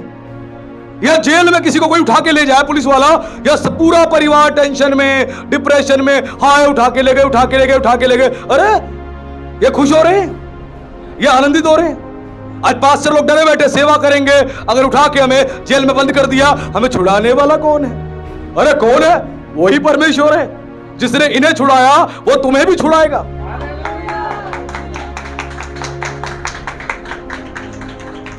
जेल में बंदे, पिटाई खाई है, भूख लगी है, शरीर पे कपड़े नहीं, पैर में काट ठुकी हुई है। उसके बाद अगर ऊंची आवाज में गाएंगे, उनको पता है रोमन सोल्जर्स फिर आएंगे और फिर मारेंगे, बैतों से मारेंगे।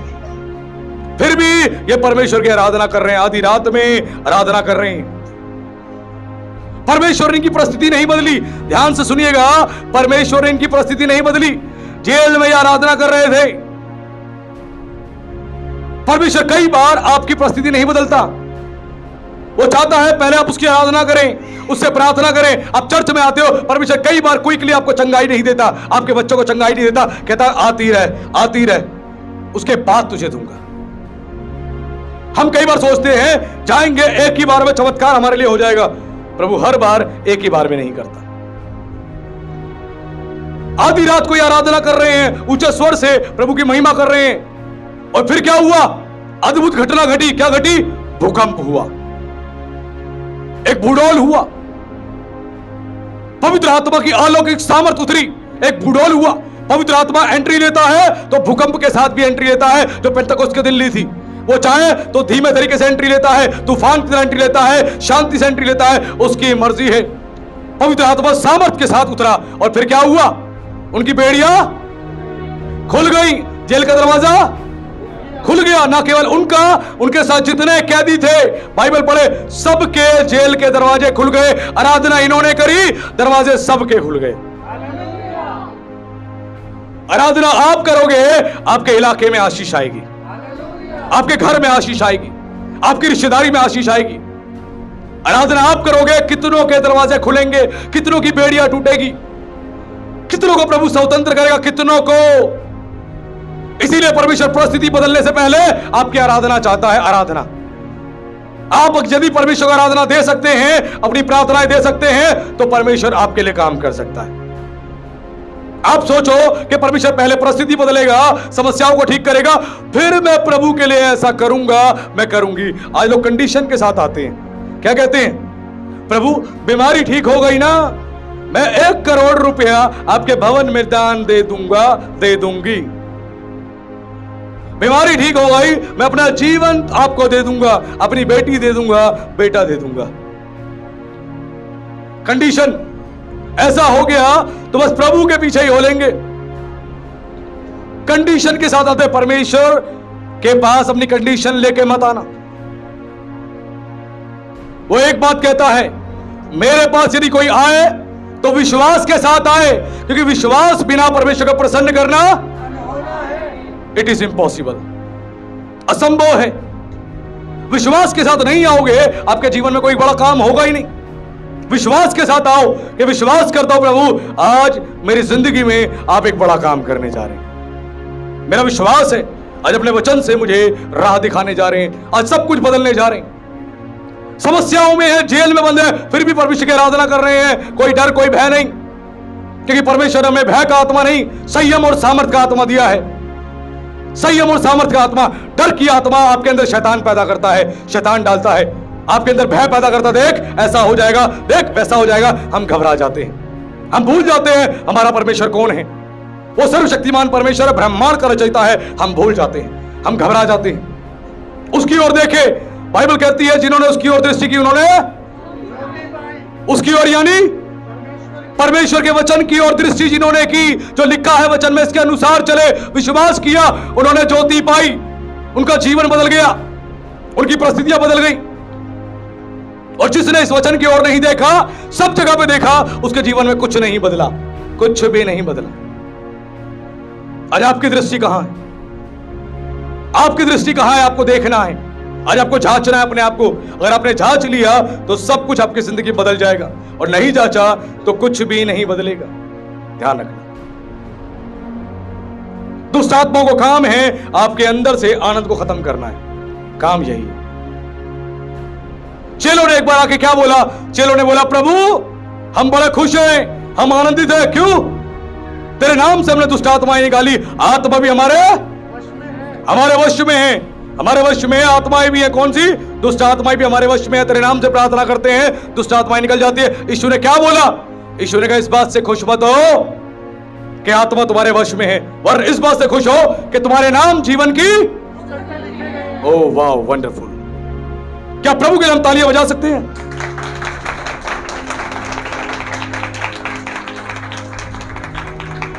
आपके लिए सबसे बड़ी बात क्या है कि आपका नाम जीवन की पुस्तक में लिखा है। मेमने की पुस्तक में नाम लिखा हुआ, अगर जीवन की पुस्तक में नाम नहीं होगा, हम अनंत काल के लिए स्वर्ग में नहीं जाएंगे। यह सबसे बड़ा आनंद है हमारा। संसार में तो हमें कलेश होगा, प्रभु ने कहा, और प्रभु ने कहा ढाढ़स बांधो, मैंने संसार को जीत लिया है। और वो कहता है तुम्हारा दुख आनंद में बदल जाएगा। वाह! परमेश्वर के वचन पर विश्वास करे, उस पर विश्वास करे, वो आपके दुख को आनंद में तब्दील करना जानता है, आपकी तकलीफ को आनंद में तब्दील करना जानता है। कितने लोग दुखी आए प्रभु के पास, प्रभु ने उनके दुख को आनंद में बदल दिया। तो क्या वो आपको छोड़ देगा? नहीं। अगर आप उसके पास आओगे, वो आपकी परिस्थिति बदलेगा, आपका जीवन को बदलेगा, सब कुछ घर में बदलेगा, बदलेगा ही बदलेगा। और हम सबके लिए सबसे बड़ा आनंद का विषय क्या है?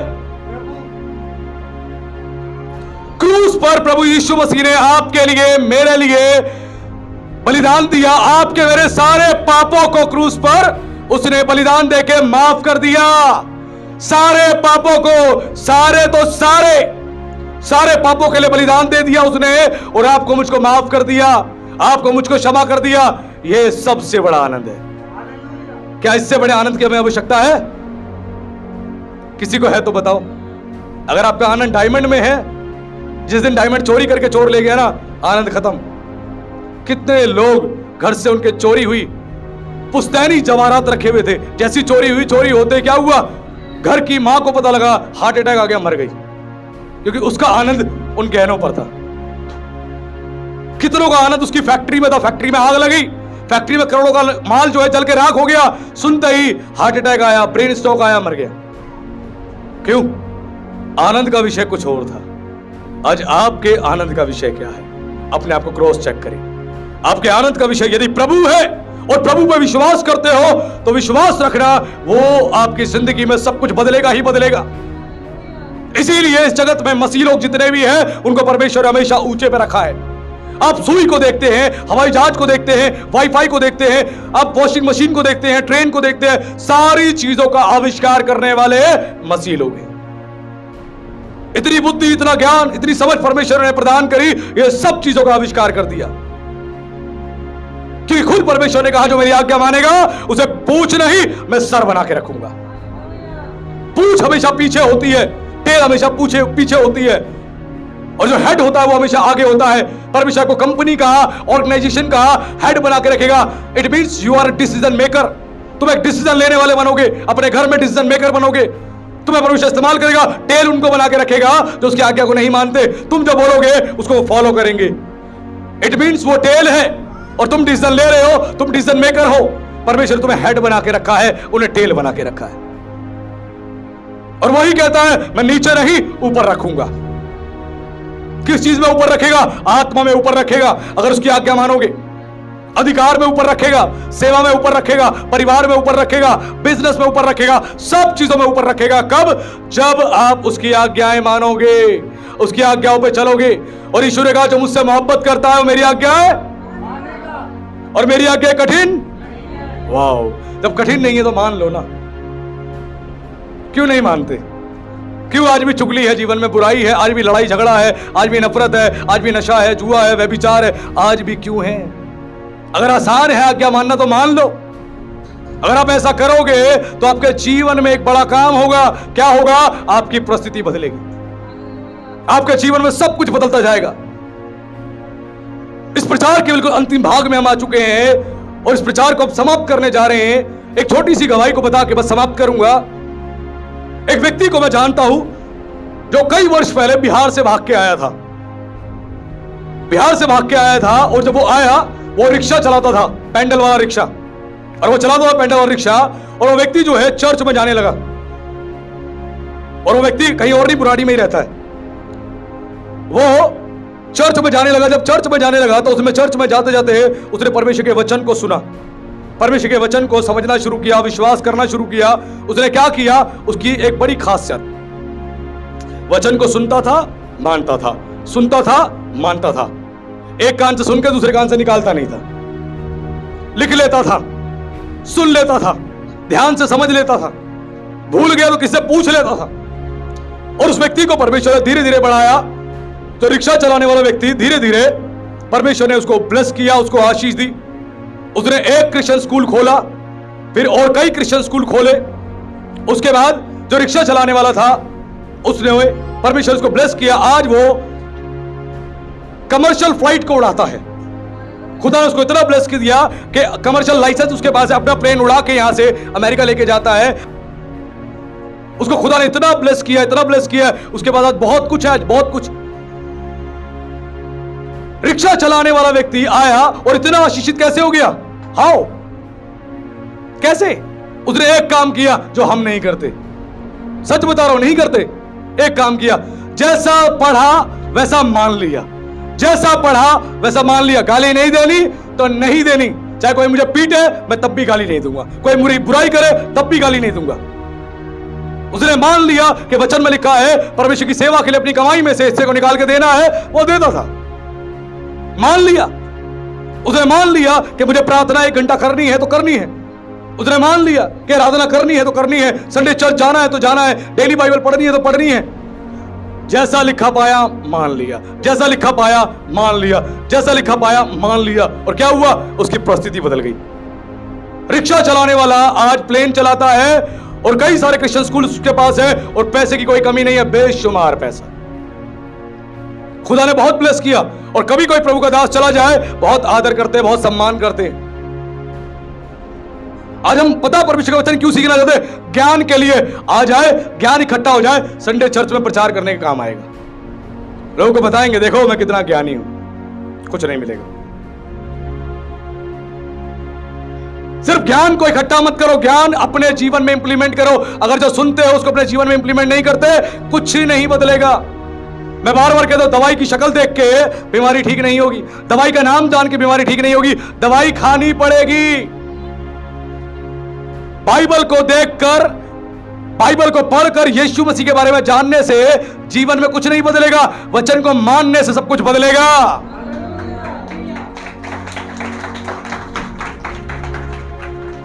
क्योंकि खुद प्रभु ने कहा मुझसे हे प्रभु कहने वाले बहुत आएंगे। मत्ती 7 में यीशु ने कहा जब मैं आऊंगा मुझसे बहुत लोग कहेंगे हे प्रभु तेरे नाम से हमने दुष्ट आत्माएं निकाली, तेरे नाम से भविष्यवाणी करी, तेरे नाम से सामर्थ्य काम किए, हमने बहुत कुछ किया। प्रभु कहेगा हे कुकर्म करने वालों मैं तुम्हें कितने दुख की बात है। सेवा सालों साल करी और प्रभु कह रहा है कुकर्म करने वालों मैं तुम्हें नहीं जानता। सेवा करने वालों को, दुष्ट आत्मा निकालने वाले को, भविष्यवाणी करने वाले को, प्रचार करने वाले को प्रभु कह रहा है मैं तुम्हें नहीं जानता, मेरे सामने से दूर हो जाओ। प्रभु कह रहा मैं जानता हूं और दूर हो जाओ, मेरी आंखें तुम्हें देख नहीं सकती, दूर हो जाओ मुझसे। ओए कितनी खतरनाक बात। यीशु ने कहा वही स्वर्ग में जाएगा जो मेरे स्वर्ग के पिता की आज्ञाओं को मानेगा और उस पर चलेगा। आप परमेश्वर की आज्ञा मानोगे तो आपके जीवन में बदलाव आएगा, वरना नहीं। ये पवित्र शास्त्र बाइबल जो है ये ईसाइयों की किताब नहीं, इस पर लिखा है पवित्र बाइबल।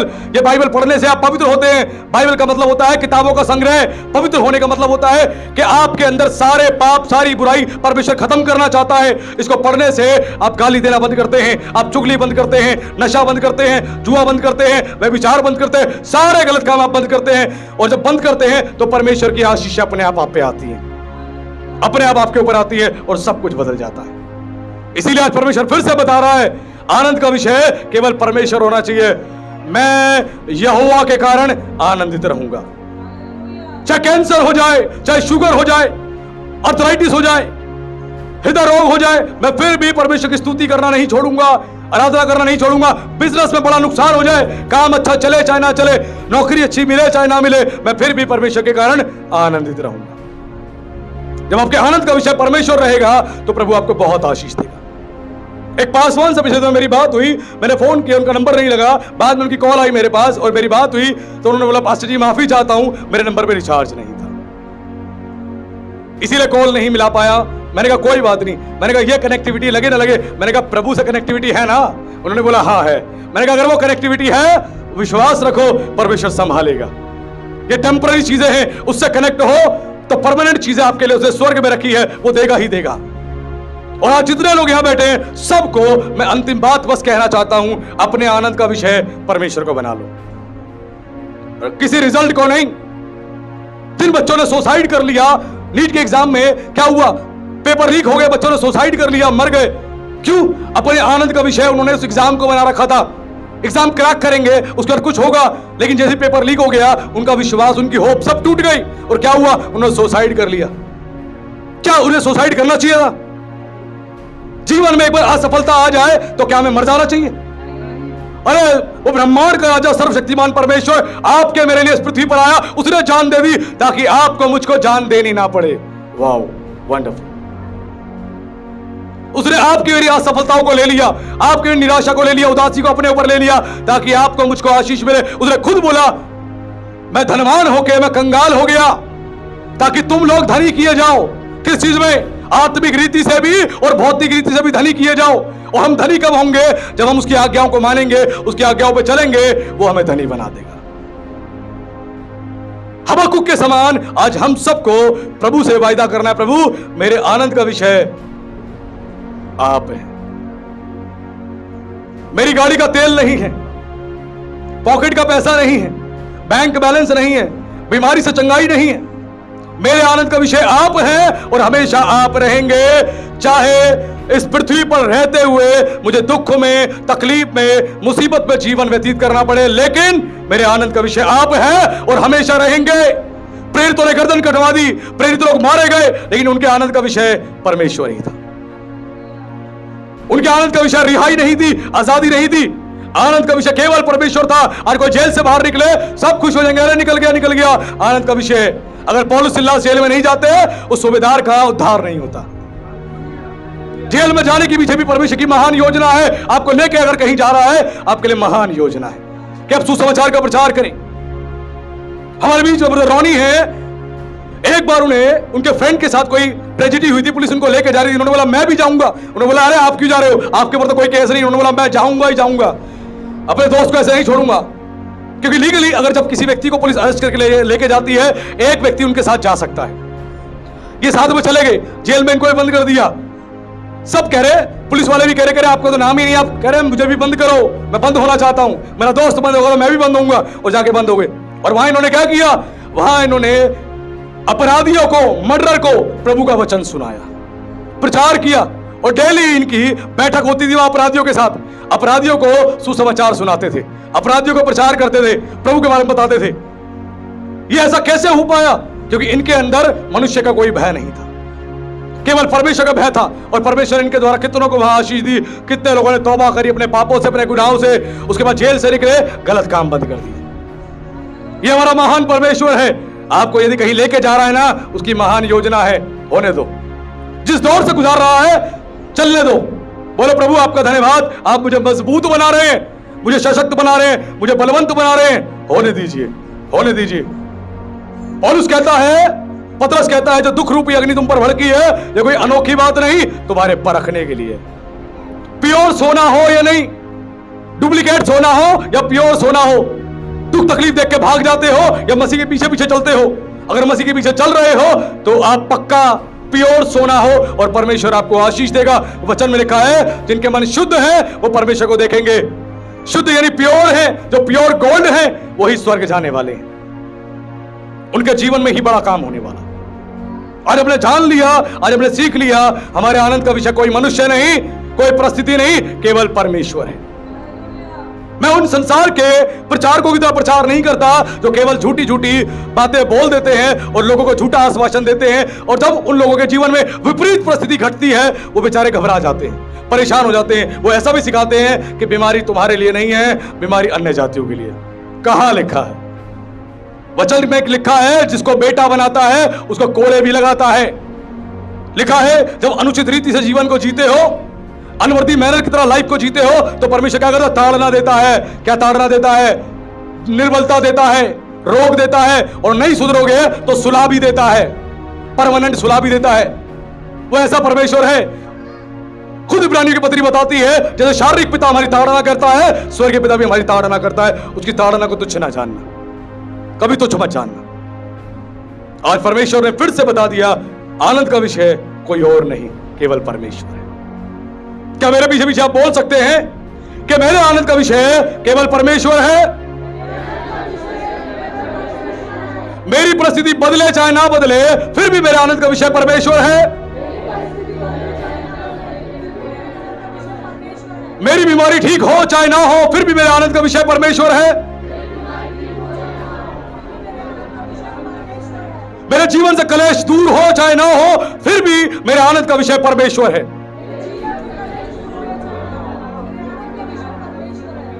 अगर परमेश्वर आपके आनंद का विषय है, विश्वास मानिए, आज सब कुछ आपकी जिंदगी में बदल चुका है। कोई भी यहां से खाली नहीं जा रहा है। हम जीवते परमेश्वर के लिए ताली बजाएंगे।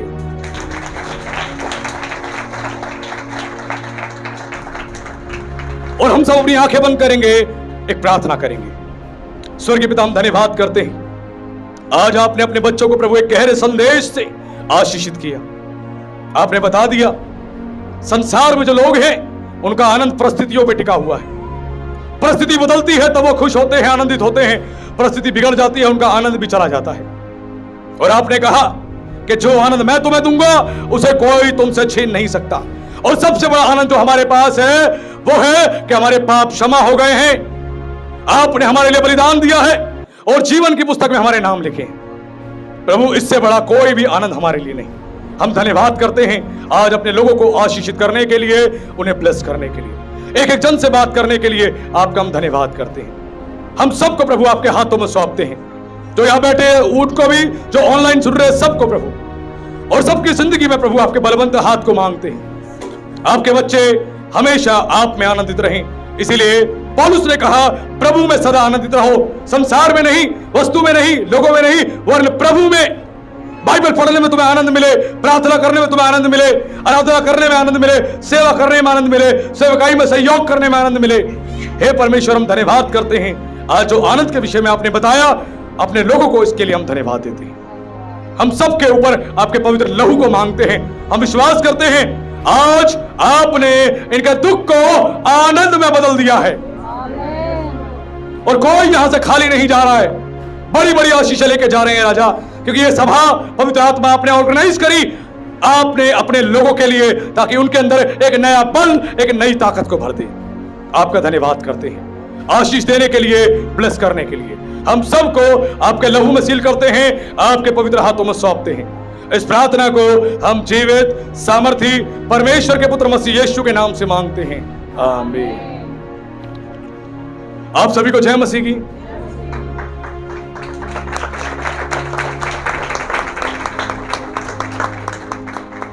और वर्शिप टीम आगे आ जाए और एक गीत में हमारी अगुवाई करे, ताकि आप लोगों के द्वारा हम सब परमेश्वर की आराधना में समर्पित हो सकें। हालेलुया। बहुत ही सुंदर और आशीषित वचन जो हमने सीखा। प्रभु अपने दास को बहुत आशीष दे। और हम सब तालियां बजाते हुए परमेश्वर की महिमा करेंगे।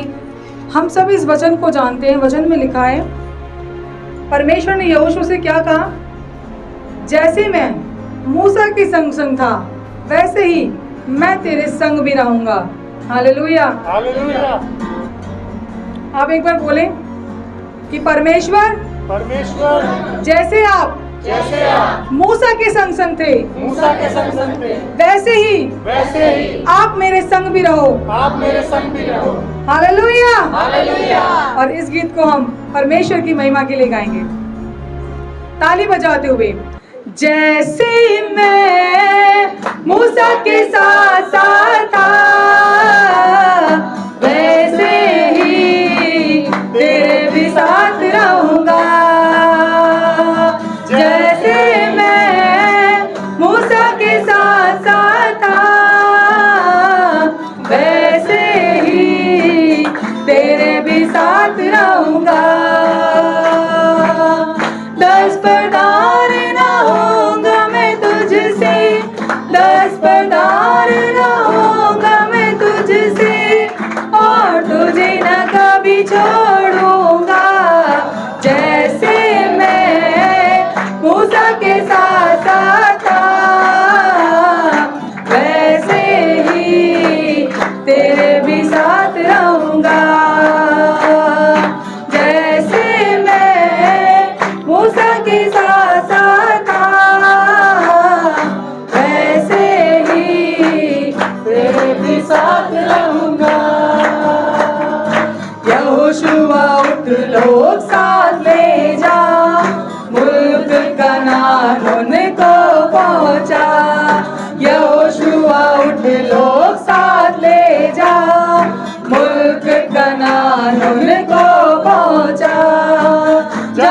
टिकेगा तेरे पाँव का तलवा, जहाँ टिकेगा तेरे पाँव का तलवा, वो जगह मैं तुझे दे दूंगा।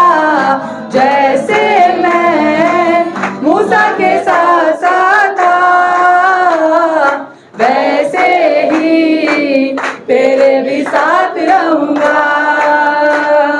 जैसे मैं मूसा के साथ साथ था, वैसे ही तेरे भी साथ रहूंगा। हौसला रख मजबूत हो जा, बेदिल ना हो खौफ न खा। हौसला रख मजबूत हो जा, बेदिल ना हो खौफ न खा। जिंदगी भर कोई शख्स तेरे सामने, जिंदगी भर कोई शख्स तेरे सामने देर खड़ा न कभी रह सकेगा। जैसे मैं मूसा के साथ साथ था, वैसे ही तेरे भी साथ रहूंगा। जैसे मैं मूसा के साथ साथ था, वैसे ही तेरे भी साथ रहूंगा। मेरे कलाम से ना दाएं मुड़ना, मेरे कलाम से ना बाएं मुड़ना, मेरे कलाम से ना दाएं मुड़ना, मेरे कलाम से ना बाएं मुड़ना। मोड़ जाए मुझाए लोग ये सारे, मोड़ जाए मुझाए लोग ये सारे, मैं तुझसे ना मुंह मोड़ूंगा। जैसे मैं मूसा के साथ साथ था, वैसे ही तेरे भी साथ रहूंगा। जैसे मैं मूसा के साथ साथ था, वैसे ही तेरे भी साथ रहूंगा। तेरे भी साथ रहूंगा। हालेलुया। अब हमारे बीच में ऑफरिंग के लिए प्रेयर हमारे बीच में पास्टर दिनेश दास जी करेंगे।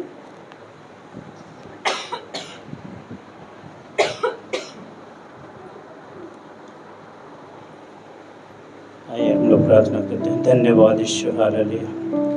पवित्र पुरुष पिता, हम धन्यवाद और प्रार्थना करते हैं प्यारे पिता पुरुष, जो तेरे प्रिय दास दासी, जो तेरे बच्चे, जो अपने घटी और कमी में से प्रभु तेरे महिमा के लिए, तेरे राज के खर्च करने के लिए दिया हाथ बढ़ाया प्यारे पिता पुरुष, उन हाथों को प्रभु आप हिला हिला के और दबा दबा के देना, ताकि वो भी देने वाला बने प्यारे पिता पुरुष। उनके खत्ते भंडार भरे रहे, उनके रोजी व्यवसाय में प्रभु तेरी दया तेरी कृपा बनी रहे प्रभु। हम इसके लिए धन्यवाद करते हैं।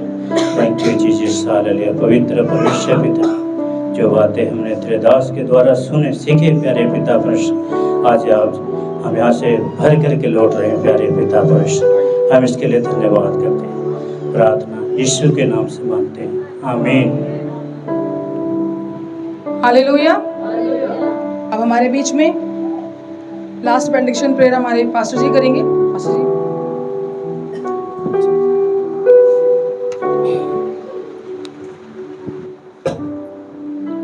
आइए हम सब अपने स्थानों पर बैठ जाएंगे, अंतिम प्रार्थना करेंगे। स्वर्गीय पिता, हम धन्यवाद करते हैं,